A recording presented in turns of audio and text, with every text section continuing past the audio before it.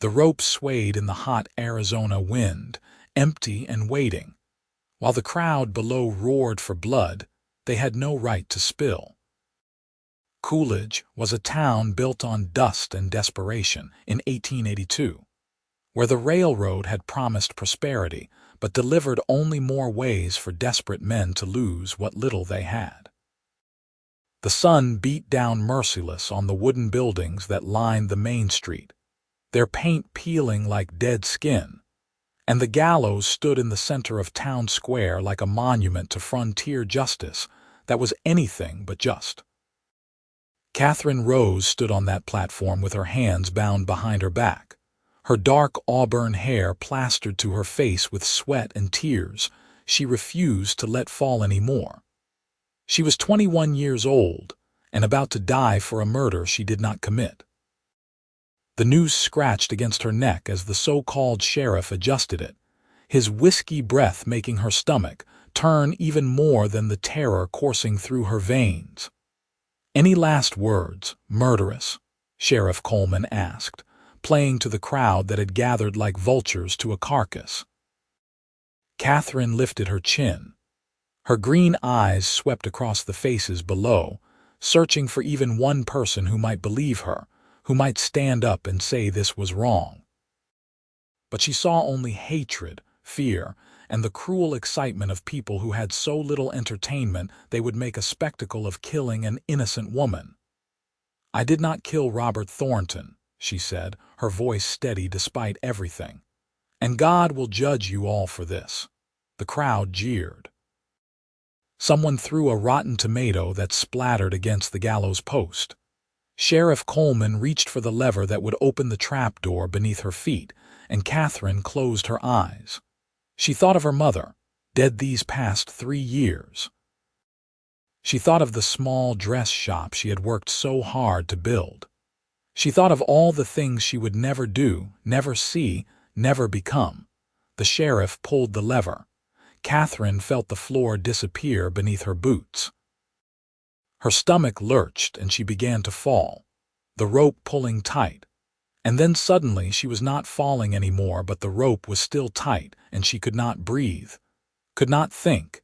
Everything was going dark at the edges and all she could hear was the roaring of blood in her ears and the crowd's terrible satisfaction. Then the pressure released. She was falling again, truly falling this time, and she hit something solid but yielding, something warm that smelled like pine and leather and the mountains. Strong arms caught her and she gasped, dragging air into her burning lungs, and through her blurred vision she saw the rope had been cut clean through, swaying above her in 2 pieces. "Hold on," a deep voice rumbled against her ear, and then the world was moving very fast.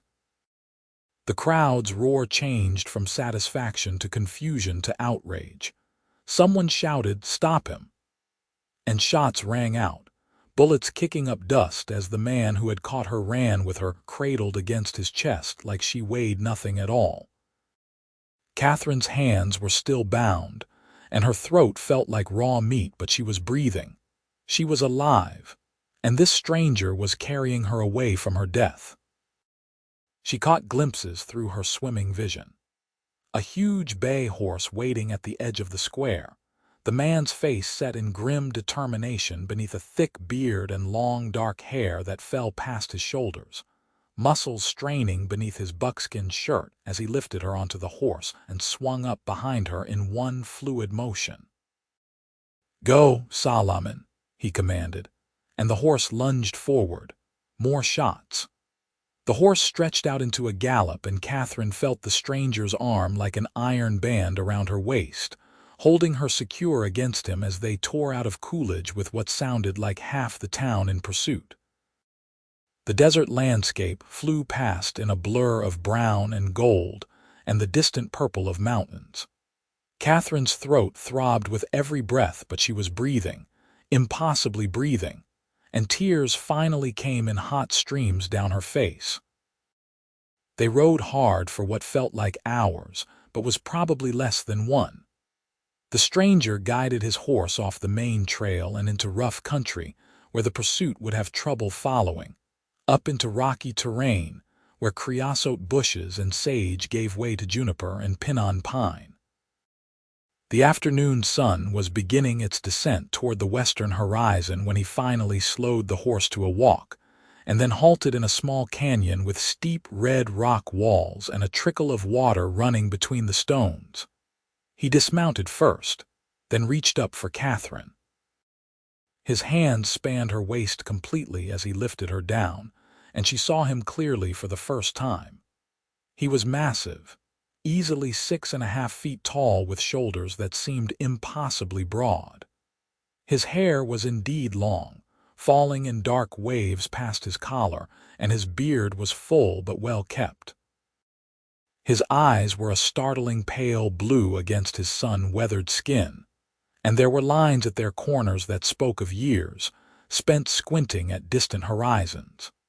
He looked to be somewhere in his late 20s, and every inch of him was solid muscle earned through hard living in hard country. "Let me see your throat," he said quietly, his voice a low rumble. Katherine tried to speak, but only a croak came out. Her hands were still tied. He noticed immediately and produced a large hunting knife from his belt. She flinched instinctively, but he was already turning her around gently, sawing through the ropes with quick efficiency. When her hands came free, she brought them forward, rubbing at the deep marks the bindings had left in her wrists. "Your throat," he repeated, and this time it was not quite a question. Katherine lifted her chin, and he examined the angry red rope burn that circled her neck. His jaw tightened, a muscle jumping beneath his beard. He touched the mark so gently she barely felt it, his calloused fingers surprisingly tender. "It will heal," he said finally. "The rope did not have time to do its worst work. You will be sore for some days and your voice may be rough, but you will live." Katherine's legs suddenly gave out. She had been running on pure terror and shock, and now that both were fading, her body simply stopped working. She crumpled, but again those strong arms caught her before she hit the ground. He lowered her carefully to sit on a flat rock near the water. "Easy now," he murmured. "You are safe. Breathe slowly." She tried to obey, drawing air carefully past her abused throat. Each breath hurt, but it was the most wonderful hurt she had ever felt because it meant she was alive. She looked up at this stranger who had saved her life, this mountain of a man who had appeared like an avenging angel and cut her down from death itself. "Who are you?" she managed to whisper, her voice barely audible and rough as sandpaper. "Wyatt Irwin," he said. "I came down from the high country for supplies. I arrived in Coolidge just as they were putting you on the gallows." "Why did you save me?" The words hurt, but she needed to know. "You do not know me. You do not know if I was guilty." Wyatt's pale blue eyes met hers steadily. "I know injustice when I see it. That was no trial, just a mob calling itself righteous. And I saw your eyes. Guilty people do not look the way you looked." "I did not kill him," Katherine whispered urgently, needing him to believe her. "Robert Thornton, the man they accused me of murdering.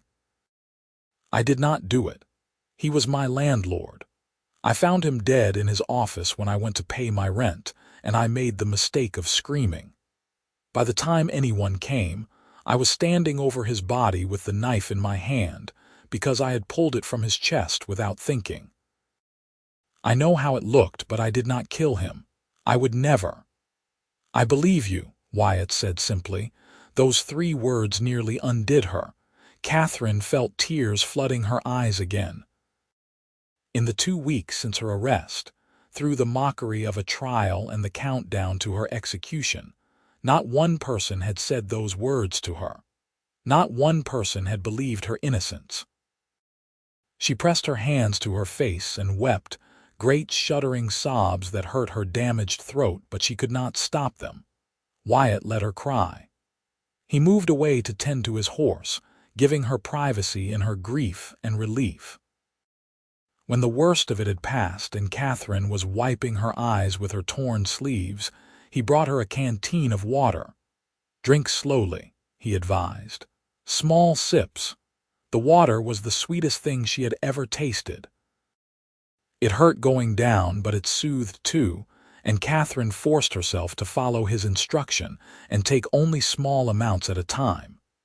When she lowered the canteen, she saw that Wyatt was building a small fire in a ring of stones. "We cannot go back to Coolidge," he said matter-of-factly. "They will be hunting for you and probably for me as well now. The nearest town where you might be safe is Tucson, but that is several days' ride from here. We will need to travel carefully and avoid main roads." "Why are you doing this?" Katherine asked. "You have made yourself a fugitive for me." "They will call you a criminal now." Wyatt shrugged his massive shoulders, his muscles rolling beneath the buckskin.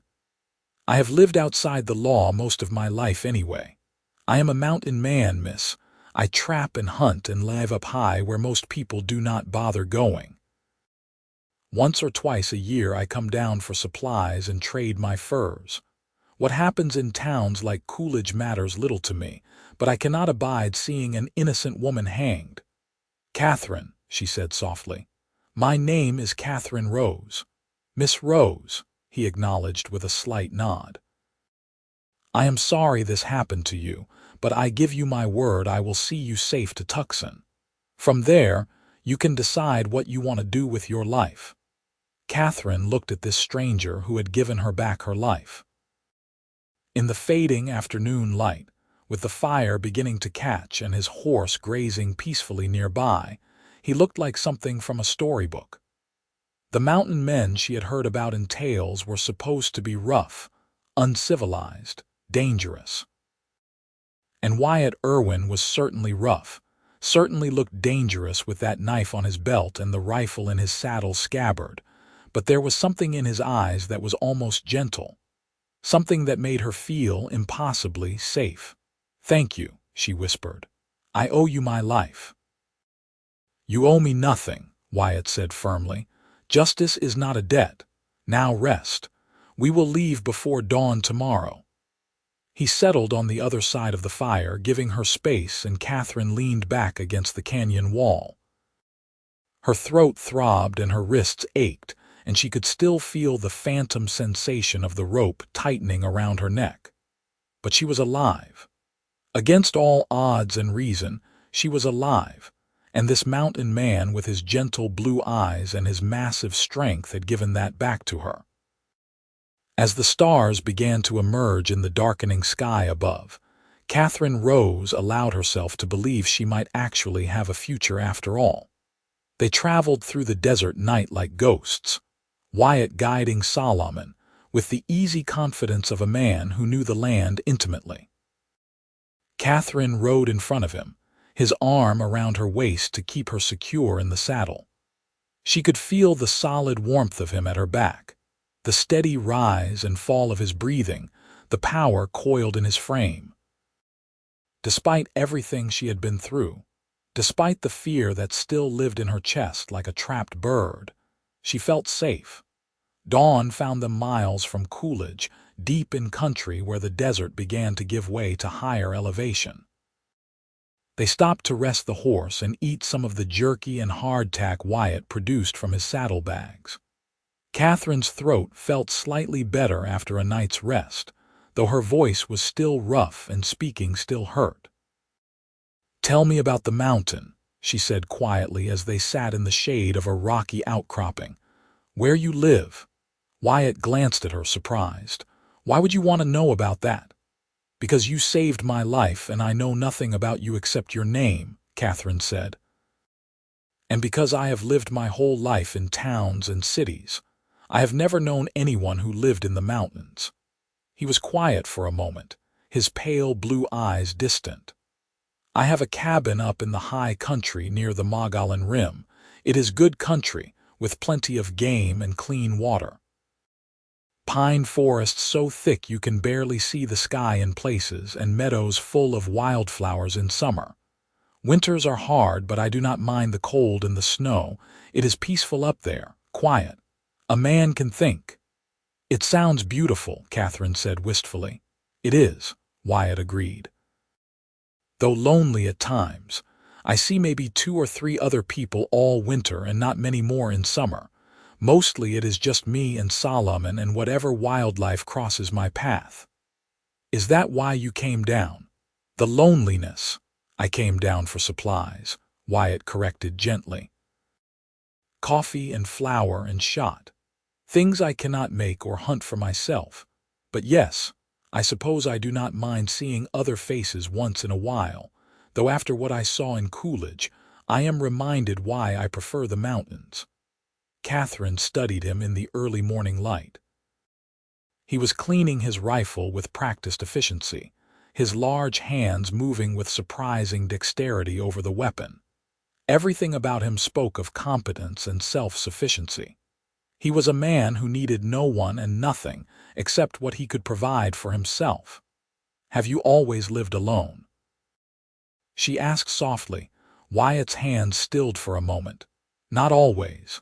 I had a family once when I was young. Parents, 2 brothers, a sister. We had a farm in Missouri. Then the war came." He did not specify which war, but Katherine knew he must mean the Civil War that had ended 17 years ago.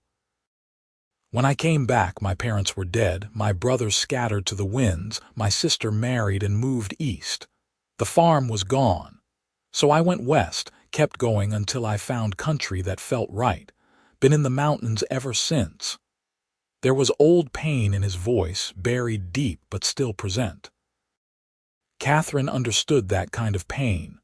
Her own father had died when she was 15, leaving her mother to struggle alone until sickness took her too. Katherine had been on her own ever since, making her way as best she could. "I am sorry," she said quietly. "It was a long time ago," Wyatt said, but his expression softened slightly. "What about you, Miss Rose? How did you come to be in Coolidge?" Katherine wrapped her arms around herself. "I came 2 years ago from Prescott. I am a seamstress, and I heard there was need for one in Coolidge with the railroad bringing more people through. I opened a small shop, barely more than a room really, and I did well enough. I was not rich, but I was getting by. I had a life." Her voice caught. "And then Robert Thornton turned up dead and they decided I must have killed him." "Did he have enemies?" Wyatt asked. "Someone who might have wanted him dead." "He had nothing but enemies," Katherine said bitterly. "He was a cruel man who owned half the buildings in town and charged whatever rent he wanted. He had driven more than one family into destitution. But I was the one found with the body, so I was the one they blamed. The town wanted justice, and I was convenient." "That is not justice," Wyatt said firmly. "That is cowardice." They rode on through the day, keeping to rough terrain where pursuit would be difficult. Wyatt seemed to know every canyon and dry wash, every place where water could be found and shelter taken. He shot a rabbit in the afternoon with casual accuracy, and that evening he roasted it over a fire while Katherine tried not to think about how hungry she was. She had not eaten properly in weeks, not since her arrest. "Eat," Wyatt said, handing her a portion of the meat. "You need your strength." Katherine tore into the food with unladylike desperation. It was the best meal she had ever tasted, flavored with salt from Wyatt's pack and herbs he had gathered. She ate until her stomach hurt, and when she looked up, she found him watching her with something like satisfaction in his eyes. "Better?" he asked. "Much better," Katherine admitted. Her voice was definitely improving, though it still hurt to talk. "Thank you for everything. I know I keep saying that, but I do not know what else to say. You have given me everything." "You do not need to keep thanking me," Wyatt said. He poked at the fire with a stick, sending sparks up into the darkening sky. "I did what any decent person should do." "But you were the only one who did it," Katherine pointed out. "That makes you different from decent. That makes you extraordinary." Wyatt looked uncomfortable with the praise. He changed the subject. "We should reach Tucson in 4 or 5 days if we keep this pace. Once there, you will need to decide what you want to do. You cannot go back to Coolidge, not unless you want to risk another rope. but Tucson is big enough that you could disappear, start over. Maybe open another shop under a different name. Katherine nodded slowly, though the thought of starting over in a strange city filled her with dread. She had done it before when she left Prescott, but that had been by choice. This would be running, hiding, living in fear that someone might recognize her as the woman who escaped the gallows in Coolidge. "What about you?" she asked. "Where will you go?" "Back to my mountain," Wyatt said simply. "Once I know you are safe." Something twisted in Katherine's chest at those words. Of course, he would go back to his mountain. He had his own life, his own solitary existence that he clearly valued. She was just a woman he had saved, a responsibility he had taken on until he could discharge it safely. After that, they would never see each other again. The thought hurt more than it should have. They made camp in a small box canyon that night, sheltered from the wind and hidden from any eyes that might be searching. Wyatt gave Katherine his bedroll and took only a blanket for himself, settling near the fire to keep watch. Katherine protested that he needed rest too, but he just shook his head. "I am used to light sleeping," he said, "and I will rest easier knowing you are safe." Katherine lay in the bedroll that smelled like pine and leather and Wyatt himself, staring up at the stars overhead. They were so bright out here, away from any town lights, like diamonds scattered across black velvet. She could hear the fire crackling and Wyatt's steady breathing and the distant call of a coyote somewhere in the darkness. She was alive. She kept having to remind herself of that. Just yesterday morning she had woken in a jail cell knowing it was her last day on Earth. Now she was under the stars with a mysterious mountain man who had saved her life, riding toward an uncertain future but a future nonetheless. And when she looked at Wyatt's broad-shouldered silhouette against the firelight, she felt something she had not expected to feel again. Something that was not quite gratitude and not quite fear. Something that made her heart beat faster and her breath catch. Hope. The days blurred together as they traveled. Wyatt kept them moving steadily but not frantically, always choosing paths that would be difficult to follow, always seeming to know where water and game could be found. He was endlessly patient with Katherine, adjusting their pace when he saw her flagging, making sure she ate and drank enough, checking her throat each evening to monitor her healing. Katherine found herself watching him constantly. She noticed the way his hands moved with such sureness, whether he was building a fire or skinning a rabbit or adjusting Solomon's tack. She noticed how his eyes constantly scanned their surroundings, always alert for danger but never seeming anxious about it. She noticed the rare times he smiled, usually at something his horse did, and how it transformed his stern face into something almost boyish. She noticed the muscles that corded his forearms when he rolled up his sleeves, the breadth of his shoulders, the strength in every movement he made. He was quite possibly the most masculine man she had ever encountered, all raw power and capability, and yet he treated her with such gentleness it made her chest ache. On their third night out from Coolidge, they camped near a small spring surrounded by cottonwood trees. The air was cooler here, fresher, and Katherine could hear the musical sound of water trickling over stones. Wyatt had shot a quail that afternoon, and he was roasting it slowly over the fire, turning it carefully to cook it evenly. "May I ask you something?" Katherine said, breaking the comfortable silence that had fallen between them. "You may ask," Wyatt said. "I may not answer." "Fair enough." Katherine drew her knees up to her chest, wrapping her arms around them. "Why did you really save me?" "I know you said you cannot abide injustice, and I believe that. But there must have been other injustices you have seen and not intervened in. Why did you risk everything for me?" Wyatt was quiet for so long Katherine thought he was not going to answer. Then he spoke, his voice low and rough. "My sister." The one I told you about, the one who went east after the war. Her name was Margaret. When she was 19, she fell in love with a man our parents did not approve of.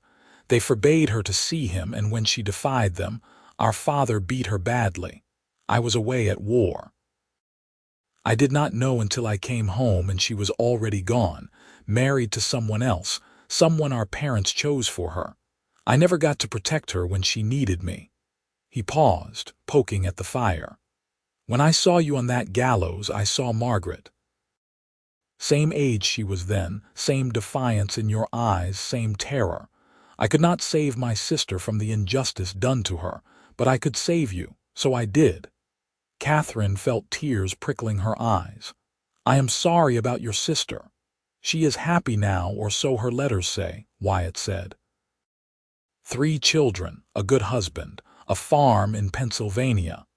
Everything worked out for her in the end. But I have always carried the guilt of not being there when she needed me. Maybe saving you was selfish. Maybe I was just trying to ease my own conscience. It was not selfish, Katherine said firmly. It was brave and good, and I am grateful you were there, whatever your reasons. She hesitated, then added softly, and I am glad you saw me, really saw me when everyone else just saw a convenient scapegoat. Wyatt looked at her across the fire, his blue eyes intense. You are not hard to see, Miss Rose. You are quite noticeable. There was something in his tone that made Katherine's breath catch. She felt heat rising to her cheeks that had nothing to do with the fire. Katherine, she said quietly, please just call me Katherine. Miss Rose makes me feel like we are strangers, and I do not think we are strangers anymore. Katherine, Wyatt repeated, and the way he said her name in that low rumble of a voice made something flutter in her stomach. They ate in a charged silence, stealing glances at each other across the fire. Katherine was intensely aware of every sound, every movement. The night suddenly felt warmer despite the cooling desert air.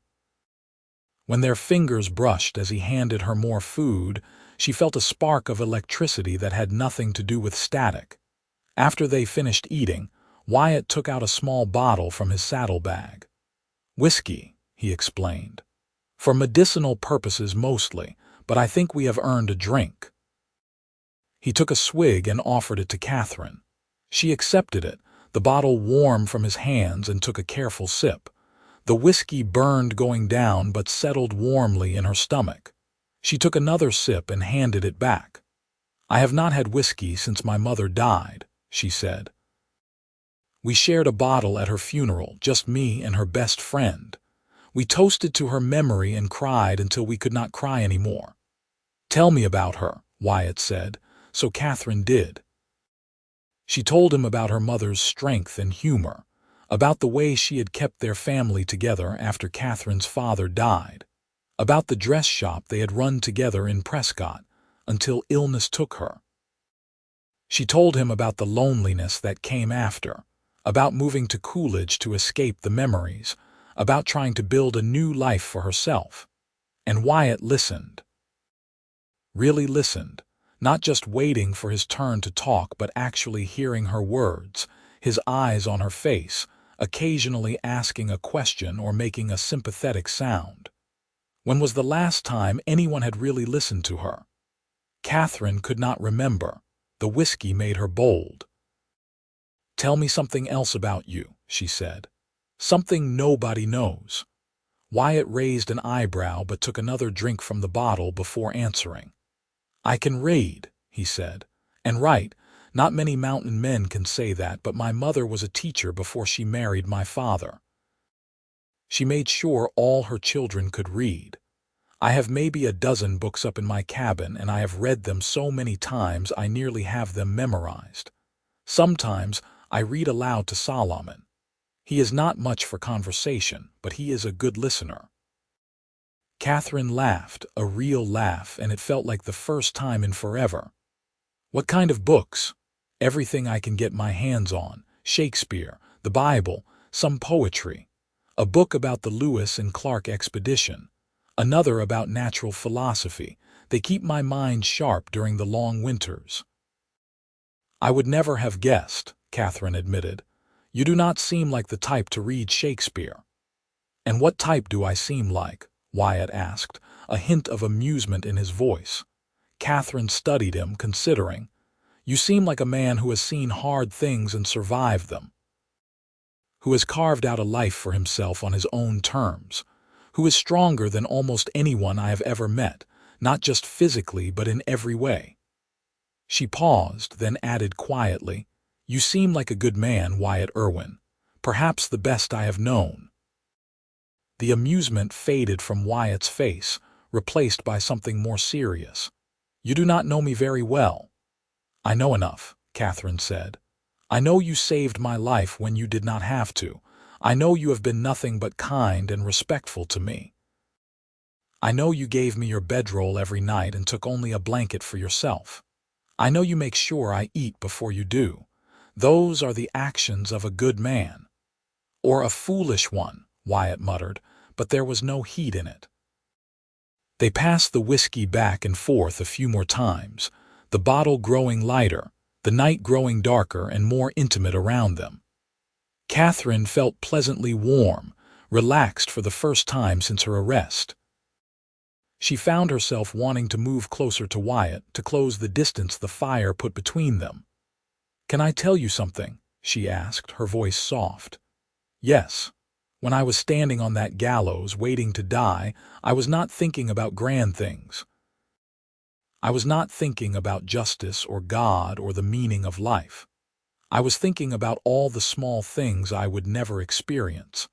I would never taste strawberries again, never feel rain on my face, never dance at a wedding, never be kissed by someone who loved me, never wake up beside a good man and know I was home." She looked down at her hands. "It is the small things we lose that hurt the most when we face death." Wyatt was very still. "And now," he asked quietly, "now that you have your life back?" "Now I want all those things even more," Katherine whispered. "Every moment feels precious. Every breath is a gift, and I find myself thinking about what I want my life to be now that I have been given a second chance at one." "What do you want it to be?" Katherine looked up at him, her heart pounding. "I do not know yet. But I know I do not want to live in fear anymore. I do not want to hide. I want to live truly, honestly, fully, whatever that means." Wyatt held her gaze for a long moment, something unreadable in his eyes. Then he cleared his throat and looked away. "You should get some rest. We have another long ride tomorrow." Katherine felt a pang of disappointment but nodded.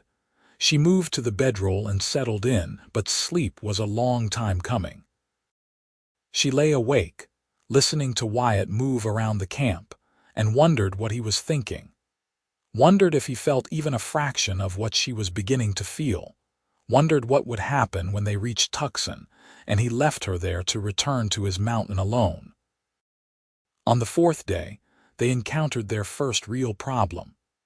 They had been paralleling a road that led toward Tucson, staying far enough away to avoid being seen but close enough to follow its general direction. Around midday, Wyatt suddenly reined Solomon to a halt and put a hand up for silence. Katherine froze. She could hear it now too, voices and the sound of horses. A lot of horses. Wyatt guided Solomon behind a large boulder and they dismounted quickly. He pulled his rifle from its scabbard and moved to the edge of the boulder, peering carefully around it. Katherine stayed with the horse, one hand on Solomon's nose to keep him quiet, her heart hammering in her chest. After a few tense minutes, Wyatt came back. His expression was grim. "There is a group on the road, maybe 10 men, all armed. I saw the sheriff from Coolidge among them." Katherine felt her blood turn to ice. "They are looking for us. They are looking for someone. Whether they have tracked us this far or are just covering ground, I cannot say, but we cannot risk being seen." He looked around, assessing their options. "We need to go higher, into rougher country where they cannot follow easily. It will slow us down, but it is safer." Katherine nodded, swallowing her fear. Whatever you think is best." Wyatt studied her face for a moment, then reached out and touched her cheek gently. "I will not let them take you. I give you my word on that." The simple sincerity in his voice steadied her. "I know." They traveled the rest of that day through increasingly difficult terrain, leading Solomon over rocky slopes where a horse could barely find footing. It was exhausting work, and Katherine's legs were trembling by the time Wyatt called a halt in a small cave he had apparently known about. It was barely large enough for the three of them, but it was shelter and it was hidden. "No fire tonight," Wyatt said quietly. "We cannot risk the smoke or light." They ate cold jerky and hardtack in the darkness of the cave, listening to the wind whistle outside. Katherine sat close to Wyatt, drawing comfort from his solid presence. She could barely see him in the darkness, but she could hear his breathing, feel the warmth of him beside her. "Are we safe here?" she asked quietly. "Safe as anywhere," Wyatt replied. "This cave is not visible from below and there is no trail to it. They would have to know it was here to find it. We will stay tonight and tomorrow, let them pass by, then continue on." Katherine processed this. "Another full day hiding here. I am afraid so, but it is better than being caught." She could not argue with that. They sat in silence for a while, and then Katherine felt Wyatt's hand find hers in the darkness. His palm was rough with calluses, his fingers strong as they wrapped around hers. He did not say anything, just held her hand, and somehow that simple contact said more than words could. "I am frightened," Katherine admitted in a whisper. "I know," Wyatt said, "but I am here, and I will keep you safe." "Why?" the question burst out of her. "Why are you doing all this? You could have left me in Tucson days ago if you had ridden straight through. You could leave me now and save yourself. Why are you still here?" Wyatt was quiet for a long moment. His thumb traced circles on the back of her hand, the gesture unconscious and soothing. "Because I cannot," he said finally. "Because when I look at you, I do not see a burden or a responsibility. I see a brave woman who faced death with dignity. I see someone who deserves better than what she was given, and I—" He paused, his voice dropping even lower. "I find I do not want to leave you, not yet, maybe not ever." Katherine's breath caught. "Wyatt, I know it is foolish," he continued, the words coming faster now as if a dam had broken. "I know we have known each other only days. I know I am just a mountain man with nothing to offer but a rough cabin and a lonely life. But Katherine, you have gotten into my head and my heart, and I cannot stop thinking about what it would be like if you stayed. If you came back to the mountain with me instead of going to Tucson. If I did not have to say goodbye to you." Katherine's heart was racing so fast she felt dizzy. "You want me to come with you, to your mountain?" "I want you to have a choice," Wyatt said. "I want you to know that Tucson is not your only option. If you wanted, if you were willing, you could come with me. I would take care of you. I would keep you safe. I would." He stopped, and she felt him turn toward her in the darkness. "I would try my damnedest to make you happy." Katherine's eyes had adjusted enough to the darkness that she could see the outline of his face, the gleam of his eyes. She reached up with her free hand and found his bearded cheek, feeling the coarse hair and the warm skin beneath. "I think I would like that," she whispered. "I think I would like that very much." Wyatt made a sound that was half relief, half something else entirely. Then he was pulling her close, his arms wrapping around her, and Katherine went willingly. She pressed herself against his solid chest, feeling his heart pounding as fast as hers, feeling his breath against her hair. "Katherine," he murmured, and then his lips found hers in the darkness. The kiss was gentle at first, questioning, giving her room to pull back if she wanted. But Katherine did not want to pull back. She kissed him back with all the emotion and fear and hope she had been carrying, her hands fisting in his buckskin shirt, and Wyatt responded by deepening the kiss, his large hands cradling her face with infinite tenderness. When they finally broke apart, both breathing hard, Katherine was trembling. "I have never," she started, then stopped. "That was my first kiss." She felt rather than saw Wyatt smile. "Then I am honored it was mine to give you." They held each other in the darkness of the cave, and Katherine felt something shift and settle in her chest. This was right. This man, this moment, this choice.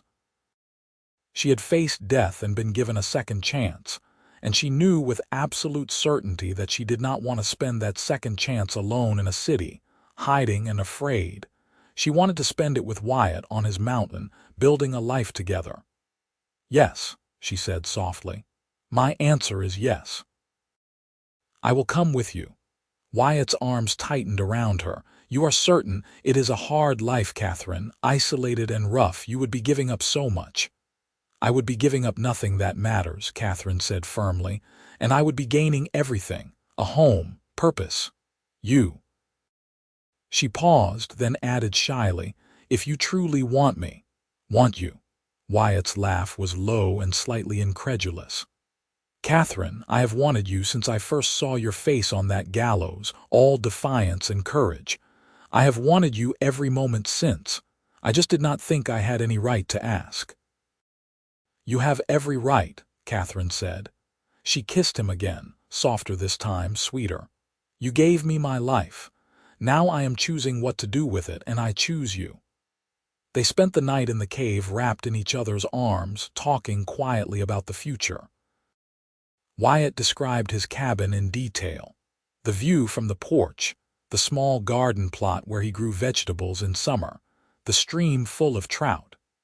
He told her about the changing seasons in the high country, the way the aspens turned gold in autumn, and the meadows filled with wildflowers in spring. Katherine told him about her dreams of having a real home, of not having to worry about rent and landlords, and whether she could make enough to survive another month. She told him about loving to sew and how she had always wanted a place where she could make beautiful things just for the joy of it, not just to sell. "You could make whatever you wanted," Wyatt said. "I have plenty of hides you could work with. And I could trap you some fox or mink for trim if you wanted." "I would like that," Katherine said, smiling in the darkness, "though I might be more interested in making practical things. Shirts for you, curtains for the cabin, quilts for the bed." She paused, blushing at the implication of sharing a bed with him. Wyatt seemed to sense her thoughts because his arms tightened around her. "We will do things properly," he said quietly. "When we get to my mountain, I will take you to the nearest settlement with a preacher and make you my wife before anything else. I want no questions about your respectability or my intentions." Katherine's heart swelled. "You want to marry me? Did you think I was suggesting anything less?" Wyatt sounded almost offended. "Katherine, I am asking you to share my life. That means as my wife, properly wed before God and whatever neighbors I can round up as witnesses." "Then yes," Katherine said, her voice choked with happy tears. "Yes, I will marry you, Wyatt Irwin." He kissed her again, deep and possessive, and Katherine felt like she was falling and flying at the same time. This was insane. They had known each other less than a week. She knew almost nothing about him beyond what he had told her. By all reasonable standards, she should be terrified of what she was agreeing to. But Katherine had learned something important standing on that gallows with the rope around her neck. Reasonable standards meant nothing when you were facing death or choosing life. And this felt like choosing life in the most fundamental way possible. They held each other until exhaustion finally claimed them both, and Katherine fell asleep with her head on Wyatt's broad chest, listening to the steady thunder of his heartbeat. They stayed in the cave all the next day as planned, speaking in whispers, not daring even to venture to the entrance in case someone was watching from below. It was a long, tense day, but Katherine found she did not mind it as much as she might have. Being held by Wyatt, talking with him, Learning every detail of his face in the dim light filtering into the cave felt like the best way she could spend time. He told her stories from his years in the mountains. About the time he had to winter in a snow cave when a blizzard caught him away from his cabin. About tracking a mountain lion that had been taking deer from his hunting area. About teaching Solomon to trust him after finding the horse wild and injured in a canyon. Katherine told him about learning to sew from her mother, about the first dress she had ever made entirely by herself, and how proud she had been despite its crooked seams. About the loneliness of running a shop alone, always being pleasant to customers, but never really connecting with anyone. About the hollow feeling that had lived in her chest for 3 years, ever since her mother's death. "I do not feel hollow anymore," she admitted as evening approached on their second day in the cave. "For the first time in years I feel full, complete. Is that strange?" "No," Wyatt said simply. He brushed a strand of hair from her face, his touch gentle. "I feel it too, like something I did not even know was missing has been found."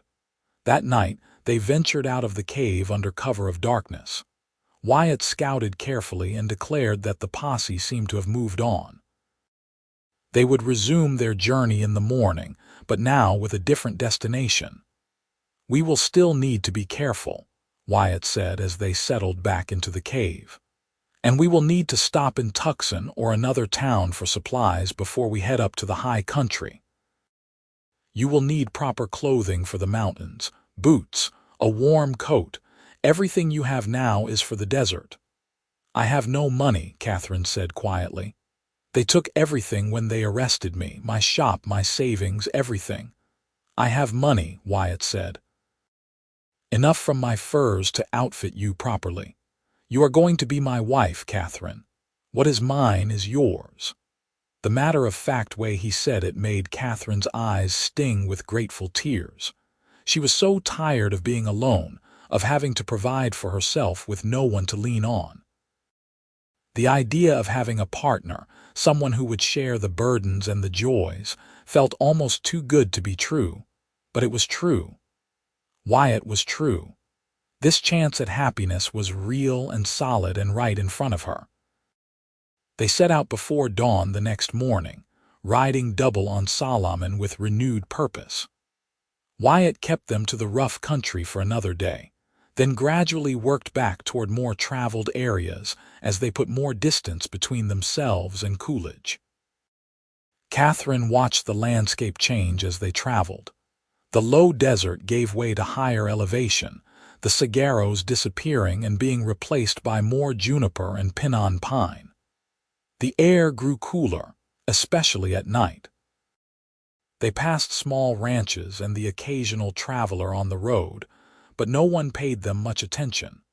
Just a mountain man and his woman, heading somewhere. Nothing unusual in that.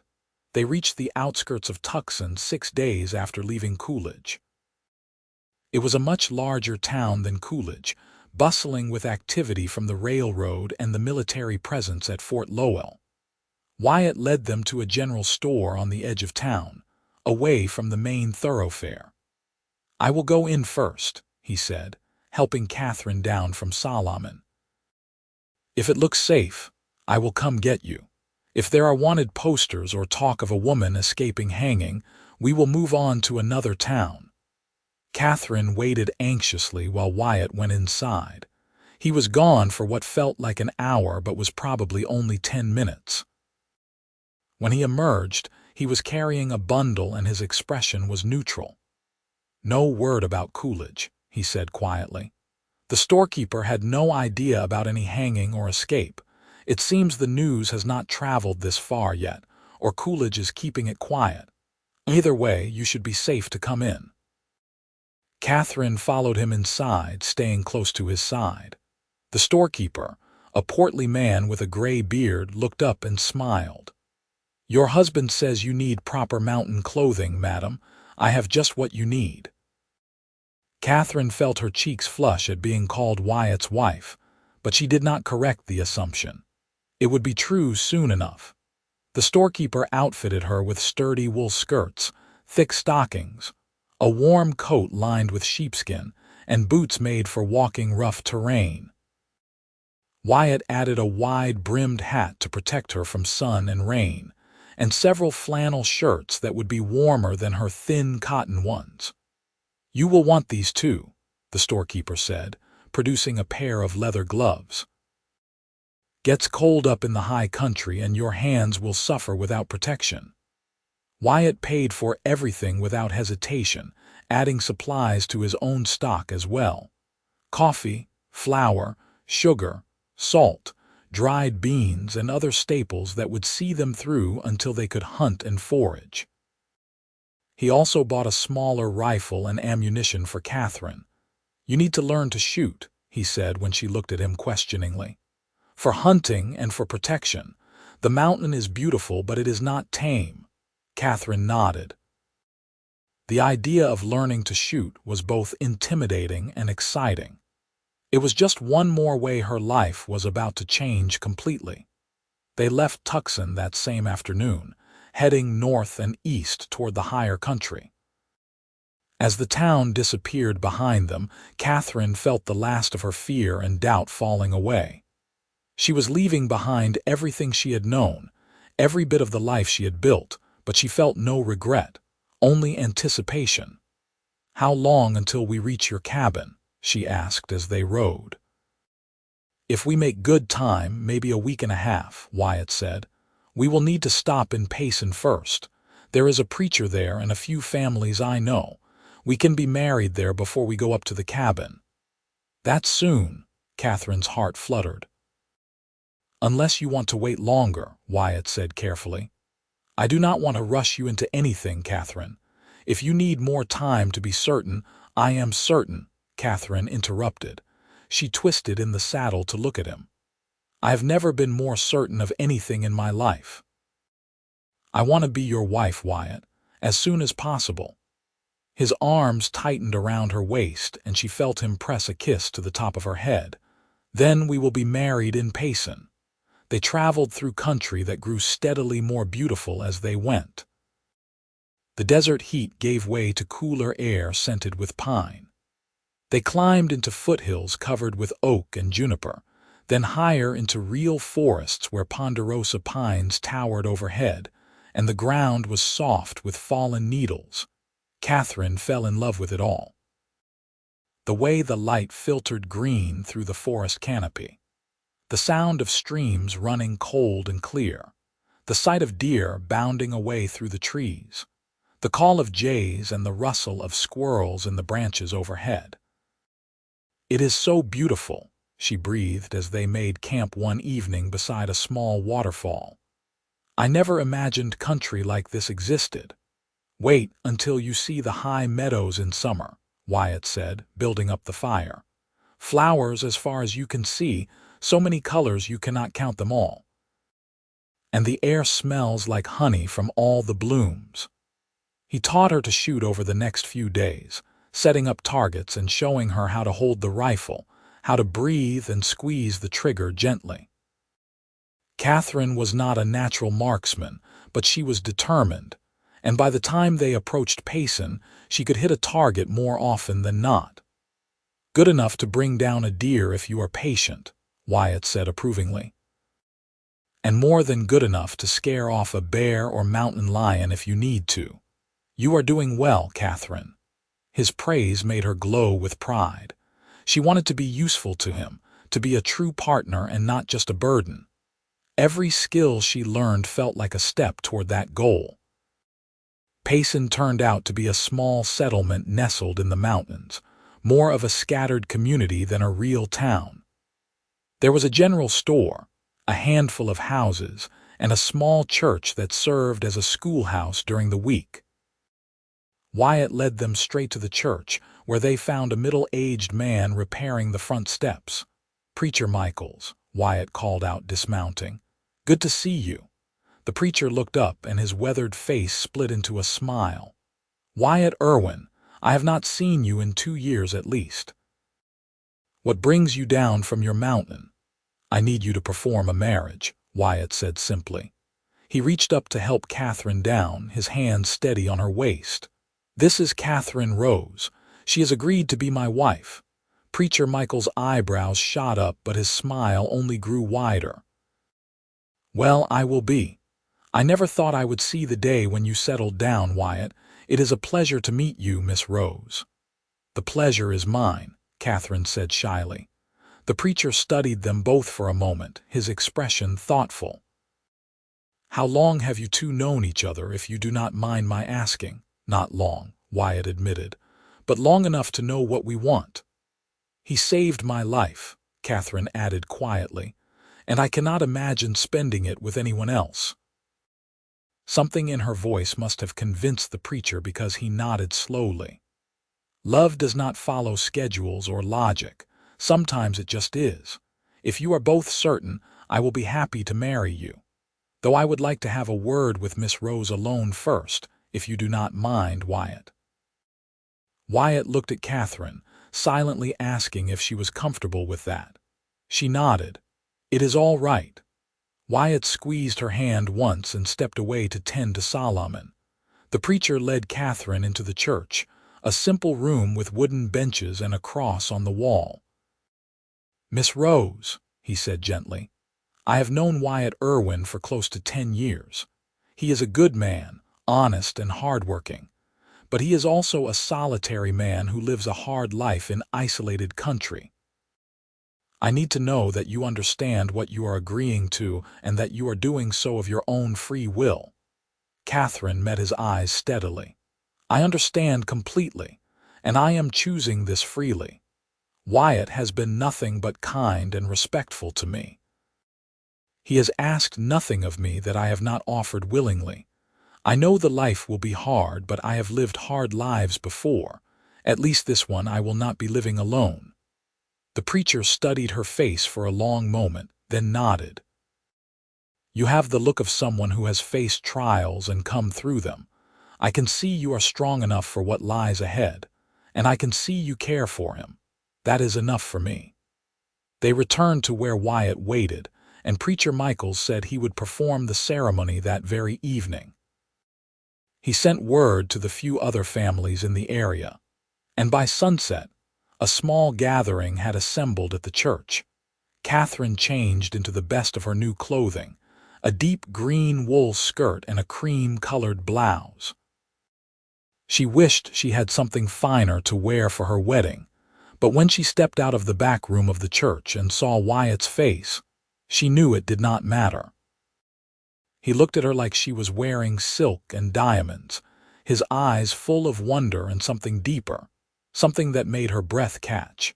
He had cleaned up too, washing the trail dust from his face and combing his long hair back. He had changed into a clean buckskin shirt and actually looked slightly nervous, which Katherine found endearing. The ceremony was simple and brief. They stood before Preacher Michael's with the handful of neighbors as witnesses and spoke their vows in the flickering candlelight. Wyatt's voice was steady and sure as he promised to love and protect Katherine for the rest of his days. Katherine's voice trembled but did not break as she promised to stand by his side through whatever came. When the preacher said Wyatt could kiss his bride, he did so with a gentleness that made Katherine's heart ache. It was a kiss of promise, of commitment, of a future beginning. "I present to you Mr. and Mrs. Wyatt Irwin," Preacher Michaels announced, and the small gathering applauded. The neighbors had put together a simple celebration, providing food and drink and a fiddle player who struck up a cheerful tune.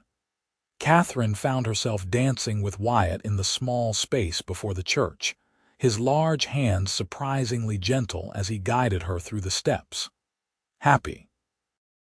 he asked quietly, his blue eyes searching her face. "Happier than I ever thought possible," Katherine admitted. "When I was on that gallows, I thought my life was over. Now here I am, married to the man who saved me, about to start a new life in the mountains. It feels like a dream." "It is no dream," Wyatt said firmly. "You are my wife now, Katherine Irwin, and I promise you I will spend the rest of my life making sure you never regret this choice." "I could never regret it," Katherine said. She reached up to touch his bearded cheek. "You are the best thing that has ever happened to me." They stayed that night at the home of one of the neighbor families who graciously offered them a small room. It was Katherine's wedding night, and though she was nervous, she found she was not afraid. Not with Wyatt, who had been so patient and gentle with her. He loved her with the same care he had shown her since the day he saved her, taking his time, making sure she felt safe and cherished. Katherine had never experienced such intimacy before, but in Wyatt's arms it felt natural and right and beautiful. Afterward, she lay with her head on his chest, listening to his heartbeat return to normal, feeling more complete than she had ever felt in her life. "I love you," she whispered into the darkness. The words surprised her because she had not planned to say them, but once they were out she knew they were true. Wyatt's arms tightened around her. "I love you too," he said, his voice rough with emotion. "From the moment I saw you on that gallows, defiant and brave, I think part of me knew. I just did not want to admit it because it seemed impossible. But here we are." "Here we are," Katherine agreed, smiling. They left Payson the next morning with good wishes ringing in their ears and supplies for the final leg of the journey. Now they were truly heading into the high country, climbing higher with each mile, the air growing thinner and cooler. "My cabin is built at about 8,000 feet, Wyatt explained as they rode. "High enough that winters are harsh but summers are pleasant. There is a meadow nearby with good grazing for Solomon and a stream that runs year-round. The cabin is small but sturdy. I built it myself, log by log." "I cannot wait to see it," Katherine said honestly. The terrain grew steadily more rugged. They passed through forests so dense that little sunlight reached the ground, then emerged onto ridges with views that stretched for miles. Katherine saw mountains rising in the distance, their peaks still touched with snow even though it was late summer. On their 9th day out from Payson, Wyatt guided Solomon onto a faint trail that led through a narrow pass between two rocky outcrops. On the other side, the land opened up into a high mountain valley. A stream ran through it, reflecting the blue sky above, and the meadow was indeed full of late summer wildflowers, purple and yellow and white. And there, at the edge of the tree line, sat a small log cabin with a stone chimney and a covered porch. "Welcome home," Wyatt said softly. Katherine felt tears spring to her eyes. Home. She had a home again. Not just a rented room or a shop where she worked all day, but a real home with a man who loved her. Wyatt dismounted and lifted her down, then led Solomon to a small corral behind the cabin, where a lean-to provided shelter. Katherine walked slowly to the cabin, taking in every detail. It was simple but solid, built to withstand harsh winters. The porch had a bench where one could sit and watch the sunset. The door was thick and fitted well. Inside, the cabin was larger than it looked from outside. There was one main room with a stone fireplace, a table and chairs, shelves built into the walls, and a bed in one corner piled with furs and blankets. A ladder led up to a small loft where Wyatt stored supplies. Windows on either side let in light and air. It was rough and masculine, clearly the home of a man who lived alone, but Katherine could already see how she would make it softer, more comfortable. "What do you think?" Wyatt asked from the doorway, watching her face anxiously. Katherine turned to him, smiling through her tears. "I think it is perfect. I think we are going to be very happy here." Relief flooded Wyatt's expression. He crossed the room in 3 long strides and swept her into his arms, kissing her deeply. "I will build you anything you need," he promised. "A bigger garden plot, shelves for your sewing. Whatever you want, just tell me." "I just want you," Katherine said simply, Everything else we will figure out together." They spent the rest of that day settling in. Wyatt showed Katherine where everything was stored, how to work the water pump he had rigged from the stream, where he kept his traps and tools. Katherine unpacked the supplies they had brought and began organizing the cabin to her liking. As the sun set, they sat together on the porch bench, watching the sky turn orange and pink and purple over the mountains. Katherine was tucked against Wyatt's side, his arm around her shoulders, and she felt a peace so profound it was almost overwhelming. "I was supposed to die," she said quietly. "That rope was supposed to be the end of my story. Instead, it was just the beginning. How strange life is." "Not strange," Wyatt said, "just full of surprises, good and bad. We got a good one when we found each other." Katherine thought about that day in Coolidge, how she had stood on the gallows certain her life was over. She thought about the moment the rope had been cut, the feeling of falling into Wyatt's arms, the desperate ride through the desert. She thought about every conversation, every shared meal, every moment of growing trust and affection. "You ever think about what would have happened if you had not been there that day?" she asked. "If you had arrived in Coolidge an hour later or chosen a different route entirely?" "I try not to," Wyatt admitted. "It makes me sick to think about, but I was there. Whatever force guides the world, fate or God or blind chance, it put me in that place at that moment, and I am grateful for it every day." "So am I," Katherine said fervently. She turned to kiss him, pouring all her gratitude and love into the contact. When they finally pulled apart, both breathless, she said, "Thank you for seeing me, for believing in me, for giving me this life." "Thank you for choosing it," Wyatt countered. "For choosing me. I know I am not what most women would want. I am rough and solitary and set in my ways." "You are exactly what I want," Katherine said firmly. "You are strong and kind and honest. You make me feel safe and valued and loved. What more could I possibly need?" They stayed on the porch until the stars came out, brilliant in the clear mountain air. Then Wyatt led Katherine inside, built up the fire, and made love to her in their bed, in their cabin, in their home. And Katherine thought that she had never been so happy in her entire life. The days turned into weeks, and summer gave way to autumn in the high country. Katherine learned the rhythms of mountain life. She learned to tend the garden, harvesting the last of the vegetables before the first frost. She learned to preserve food for winter, drying meat and storing root vegetables in the small cellar Wyatt had dug beneath the cabin. She learned to read the weather in the sky and the behavior of animals. Wyatt taught her how to track deer and elk, how to move quietly through the forest, how to judge distance and wind for shooting. Katherine proved to be a patient hunter, and the first time she brought down a deer by herself, Wyatt's pride in her was almost comical in its intensity.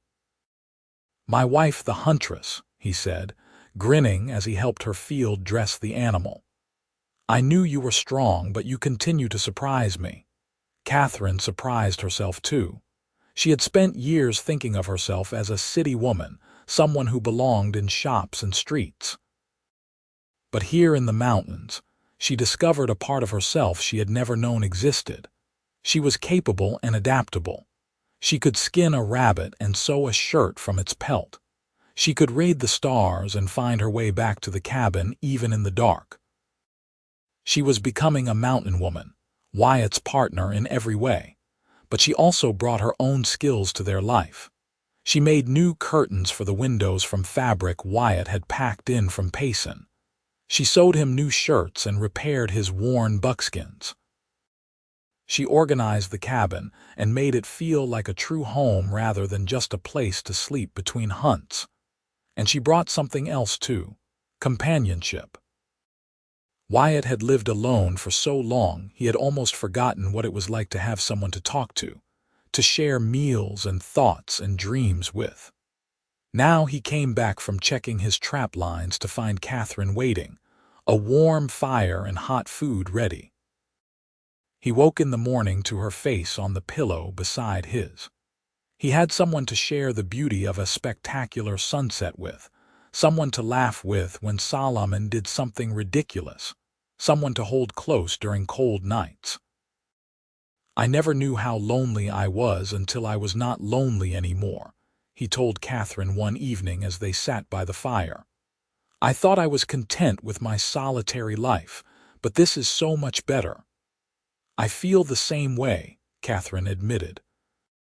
She was working on a quilt, piecing together scraps of fabric and fur to make something warm for their bed. "I was alone for so long after my mother died. I had people around me in Coolidge, but I was still alone. Here, with just you and Solomon in the mountains, I feel less alone than I ever have." The first snow came in late October, a light dusting that melted by noon. But it was a warning of what was to come.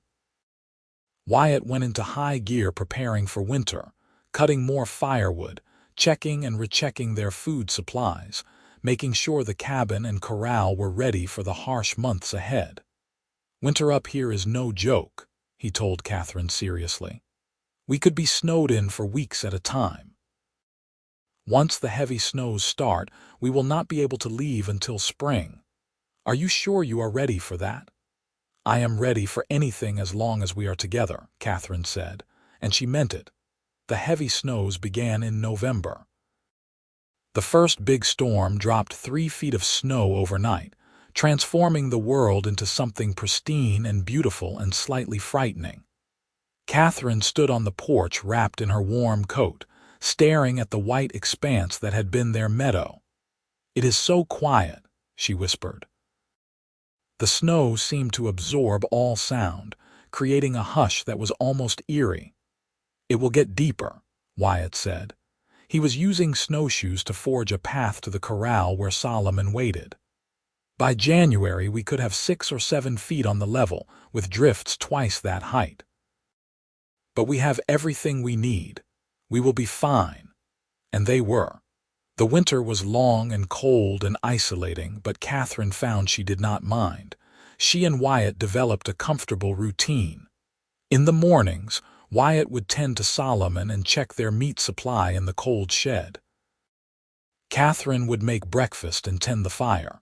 During the days, they each had their tasks. Wyatt carved new tools and repaired equipment. Katherine sewed and mended and worked on her ever-growing quilt. In the evenings, they would cook dinner together, then sit by the fire. Wyatt would read aloud from his small collection of books, his deep voice bringing the words to life. Katherine would work on whatever sewing project occupied her, occasionally looking up to watch the firelight play across Wyatt's face. And at night, they would go to bed together, making love under the pile of furs and blankets, keeping each other warm in more ways than one. It was during a blizzard in January that Katherine realized she might be pregnant. She had missed her monthly courses twice now, and her breasts were tender. She said nothing at first, wanting to be certain before she told Wyatt. But as the signs became more obvious, she knew she could not keep it to herself. "Wyatt," she said one evening as they sat by the fire, "I need to tell you something." He looked up from the harness he was mending, immediately attentive to the serious tone in her voice. "What is it? Are you all right?" "I am fine," Katherine assured him quickly. "Better than fine, actually. I think I am going to have a baby." Wyatt went very still. His blue eyes widened and his mouth opened, then closed, then opened again. "A baby," he finally managed. "You are certain?" "As certain as I can be without a doctor," Katherine said.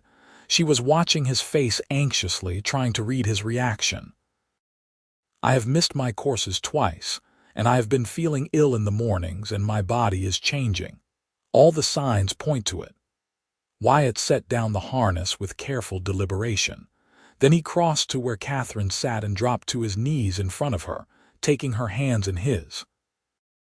"Katherine, that is the most wonderful news I could imagine. You are truly all right.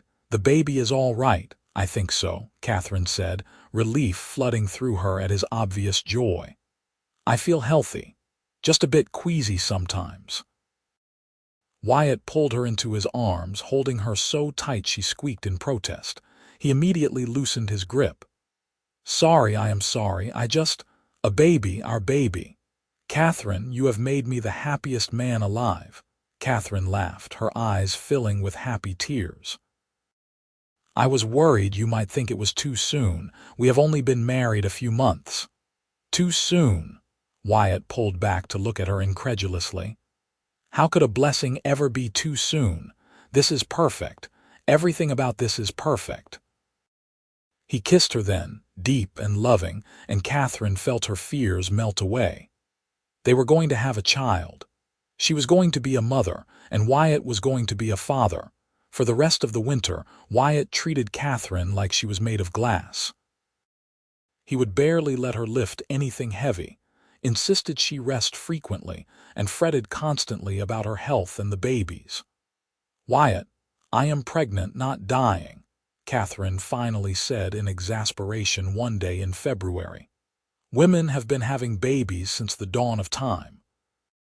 I am strong and healthy. You need to stop worrying so much. I cannot help it, Wyatt admitted. The thought of anything happening to you or the baby terrifies me. I have never had anything to lose before, Katherine, not like this. And now I have everything to lose. Katherine softened. She took his face in her hands. Nothing is going to happen. I am going to be fine, and the baby is going to be fine, and we are going to be a family. Trust me, trust us. Wyatt nodded, though she could see the worry did not entirely leave his eyes. I trust you. I am going to be a father. That is a terrifying thought. You are going to be a wonderful father, Katherine said firmly. You are patient and gentle and strong. Our child will be lucky to have you.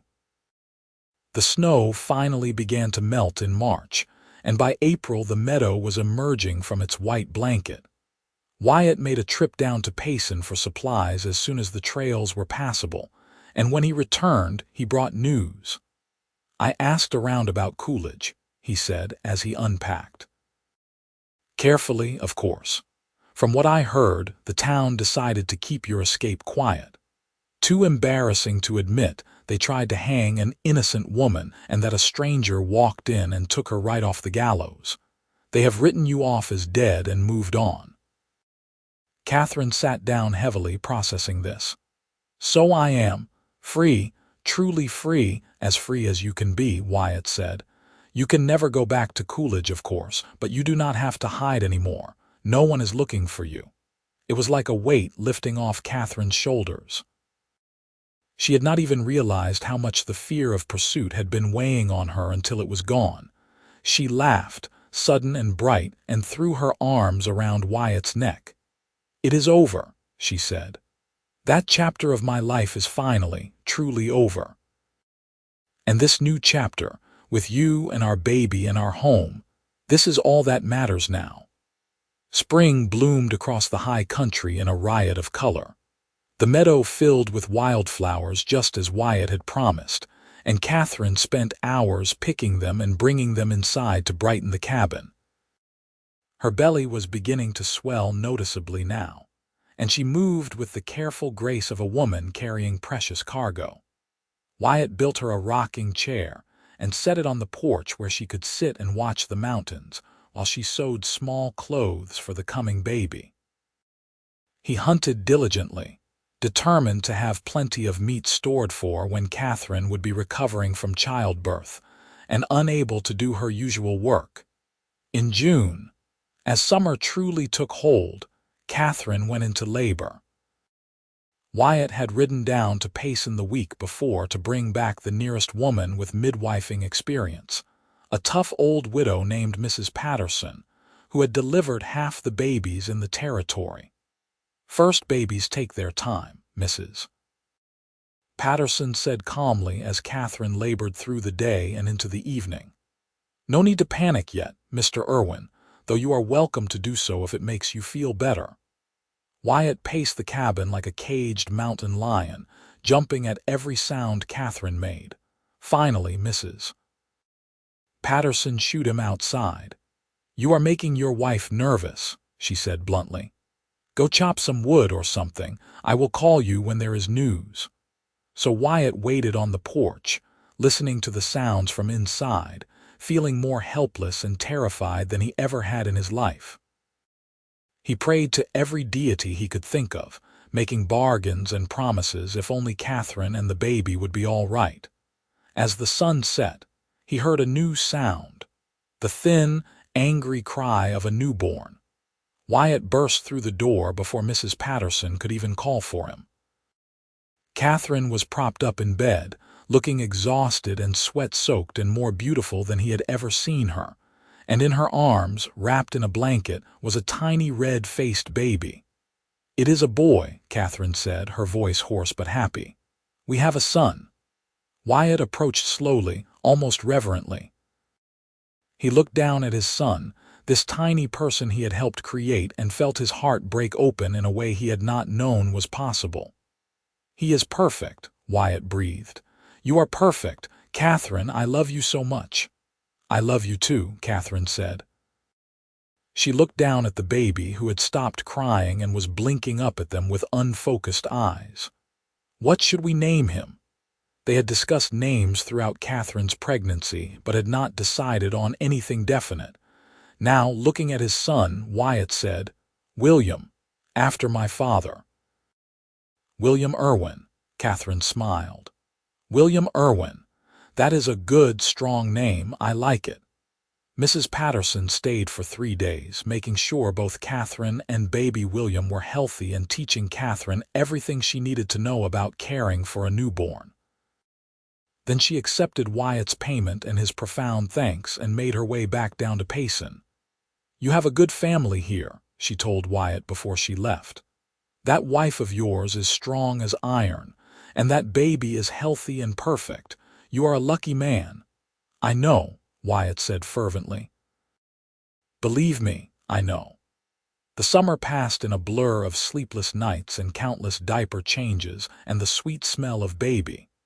William was a good baby, healthy and growing fast. He had Wyatt's blue eyes and Katherine's dark hair, and both of his parents were completely besotted with him. Wyatt had never imagined himself as a father, but he took to it with the same intense dedication he brought to everything else. He was endlessly patient with William, rocking him when he fussed, singing to him in his deep, rumbling voice, showing him the mountains and the trees and the sky as if the baby could understand. Katherine watched her husband with their son and felt her heart overflow. This man who had saved her life, who had given her a home and his name and his love, was now the father of her child. It was almost too much happiness to comprehend. "Do you remember," she said one evening as they sat on the porch with William sleeping between them in a basket Wyatt had woven, "when you asked me in that cave if I was certain I wanted to come to the mountain with you? And I said I had never been more certain of anything." "I remember," Wyatt said. "I was right," Katherine said softly. "This life, this place, you and William, it is everything I never knew I wanted. Every day I wake up and I cannot believe how lucky I am. I was supposed to die on a gallows in Coolidge. Instead, I am here with you, with our son, living a life I never dreamed possible." Wyatt reached over and took her hand. "I am the lucky one. You could have gone to Tucson, started a new life on your own. Instead, you chose me, chose this hard, isolated life. You gave up so much." "I gave up nothing that mattered," Katherine said firmly, "and I gained everything. I have never regretted my choice, not for 1 second. I never will." The years passed, marked by the changing seasons and the milestones of their son's growth. William took his first steps on the cabin porch with both parents cheering him on. He spoke his first word, which was "da," much to Wyatt's delight and Katherine's mock indignation. He grew from a baby to a toddler to a sturdy little boy with his father's strength and his mother's quick mind. Katherine gave birth to a daughter when William was 3, a tiny girl they named Margaret after Wyatt's sister. She had her mother's green eyes and her father's determination. 2 years after that came another son, Thomas, who was even-tempered and sweet from the day he was born. The cabin grew more crowded and more full of love. Wyatt added a room to give the children more space to sleep. Catherine's quilts covered every bed and her curtains hung in every window. The shelves were lined with jars of preserved food and the walls adorned with children's drawings. Once a year, Wyatt would take the family down to Payson for supplies and to let the children see other people.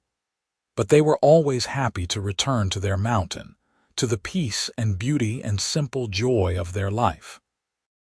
William grew into a strong, capable young man who loved the mountains as much as his father did. Margaret was fierce and independent, insisting on learning to hunt and trap alongside her brother.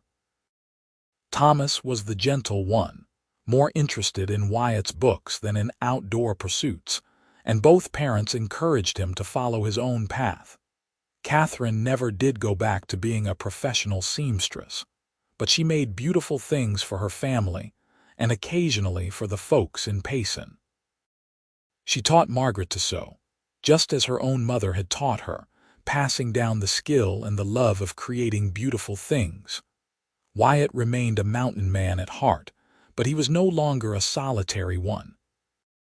His days were filled with the noise and chaos of children, with Catherine's laughter, with the warmth of a home that was truly lived in. He had never been happier. One evening, when William was 15 and Margaret 13 and Thomas 11, the family sat together on the porch watching the sunset. It was late summer, the air warm and full of the scent of pine and wildflowers. The children were talking and laughing together, planning some adventure for the next day. Katherine leaned against Wyatt's shoulder, fitting against him as perfectly as she had that first night in the cave so many years ago. "Do you ever think about that day in Coolidge?" she asked quietly. "When you cut me down?" "Sometimes," Wyatt admitted. "Not often, but sometimes." "Why?" "Because I was thinking about it today," Katherine said. "About how the crowd took you for the hangman at first. They thought you were there to help execute me, not save me. And then you cut the rope and carried me away, and everything changed." "Everything changed," Wyatt agreed. He pressed a kiss to the top of her head. "Best decision I ever made." "Best day of my life," Katherine said. "Even though I was terrified, even though I thought I was going to die, it was still the best day because it led to all of this. To you, to our children, to our life together." She looked out at the mountains, painted gold and purple by the setting sun, and thought about the journey that had brought her here. From the terror of the gallows to the safety of Wyatt's arms, from facing death to embracing life in its fullest, most beautiful form. "I love you," she said, not for the first time and certainly not for the last. "I love you too," Wyatt replied, his voice deep and sure and full of all the emotion he sometimes struggled to express. "For the rest of my days and beyond, Katherine Irwin, you and our children are everything to me." The sun sank below the mountains, and the stars began to emerge, one by one, in the darkening sky. The family sat together on the porch of their cabin, surrounded by the wilderness that had become their home, bound together by love and choice, and the incredible fortune of having found each other against all odds. Katherine Rose had been saved from death by a mountain man who had the courage to cut her down and carry her away. And in saving her life, Wyatt Irwin had found his own salvation, his own happiness, his own reason for being. Together, they had built something rare and precious. A love that could weather any storm, a family that thrived in isolation, a life that was exactly what they both needed. The rope that had been meant to end Katherine's story had instead become the beginning of their story together. And it was a story with the happiest of endings, written in the mountains, lived in love, and cherished with every breath. Years later, when Katherine and Wyatt were old and gray, they would sit on that same porch and watch their grandchildren play in the meadow. They would hold hands, their fingers intertwined and familiar, and remember the day they found each other. The day a mountain man proved that justice and courage could triumph over fear and hatred. The day a woman about to die chose instead to live and love with all her heart.